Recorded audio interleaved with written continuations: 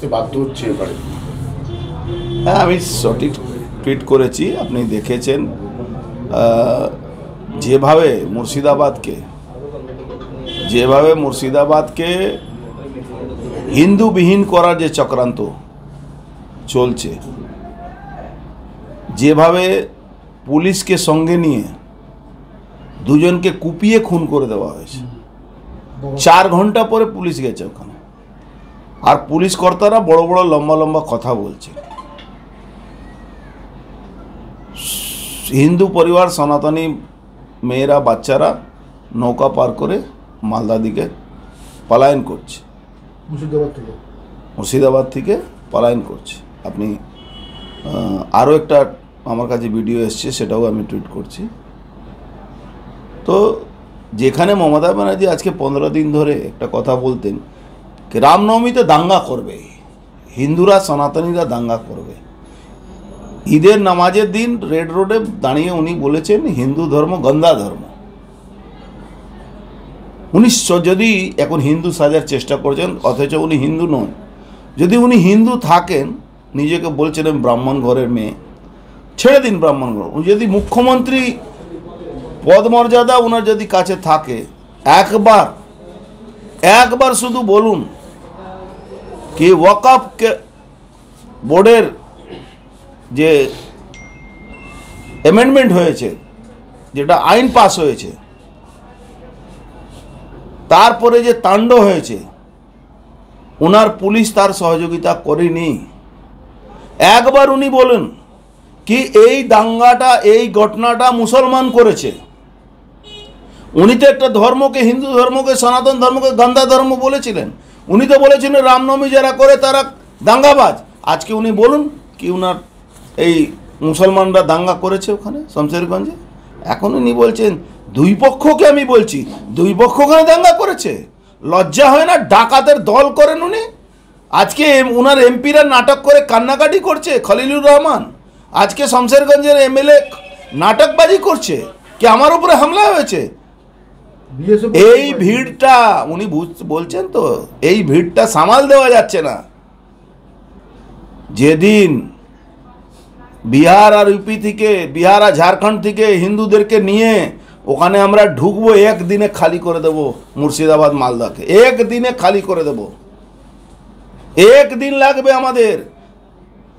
আর সিদ্দিকুল্লাহ চৌধুরী বলছে কলকাতা আমি অচল করে দেব। কারো কোনো পার্টির লাগবে না আমাদের। কলকাতা বাইরে থেকে লোক আনতে হবে না। কলকাতা হিন্দু ছেলেদের যেরকম 1946-এ গোপাল মুখার্জি পুরো বুঝিয়ে দিয়েছিল, তখন ত্রাহিমাম হতে হয়েছিল এই মুসলমানদেরকে, 10,000 হিন্দুকে কাটার পরে, সেটা আমরা বুঝিয়ে দেব। গোপাল মুখার্জি এখনো মরেনি।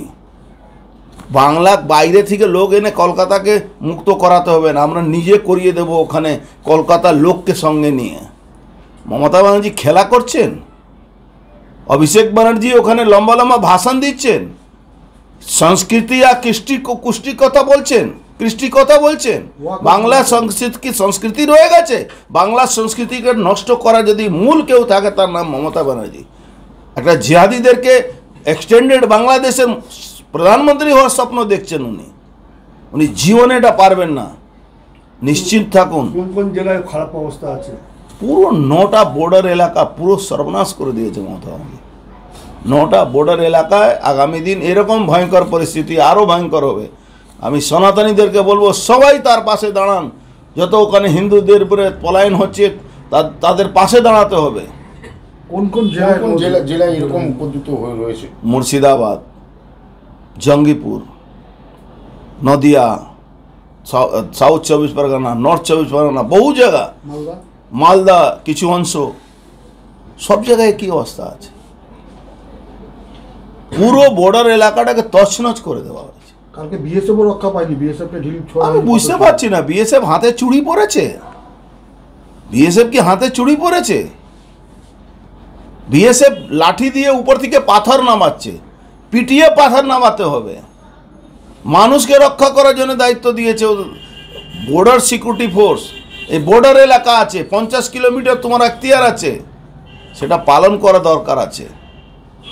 হিন্দুরা মরলে মমতা ব্যানার্জি খুশি হবে। উনি নিজেকে হিন্দু বলেন, নিজেকে সনাতনী বলেন, উনি সনাতনী হতেই পারেন না।